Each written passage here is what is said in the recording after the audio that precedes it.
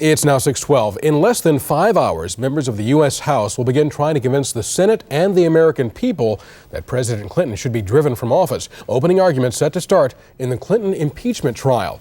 ABC 7's David Louie is live now in our newsroom with more on this historic day. David? Historic is right, Eric. It will be an uphill battle atop Capitol Hill. A two-thirds vote of the Senate is required to impeach the president, and that's far from certain. The drama unfolds at 10 o'clock our time as the trial gets underway under the watchful eye of the Chief Justice of the Supreme Court.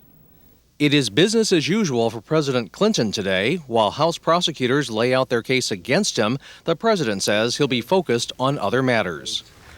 The important thing for me is to spend as little time thinking about that as possible and as much time working on the issues we're here to discuss as possible. They have their job to do in the Senate, and I have mine.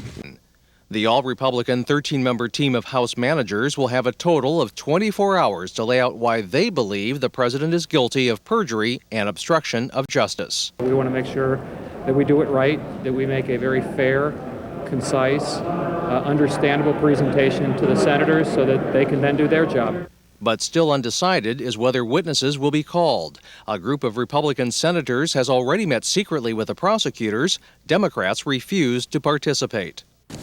Well, I think we're all interested in hearing from the president as a witness. I don't know anyone who wouldn't be interested. The question is whether we should call him or not, and that hasn't been resolved. Monica Lewinsky, at the center of this sex and cover-up scandal, has refused to be interviewed by House managers. Sources say they also approached Kathleen Willey, who alleges the president made unwelcome advances. While the Senate can subpoena witnesses, once Republicans and Democrats decide whether to do so, Congressman Hyde says the Senate does not have the authority with the president. It can only invite him to testify, and Hyde has not ruled that out. Now, ABC 7 News will provide live coverage from Washington as events warrant during the course of this historic trial.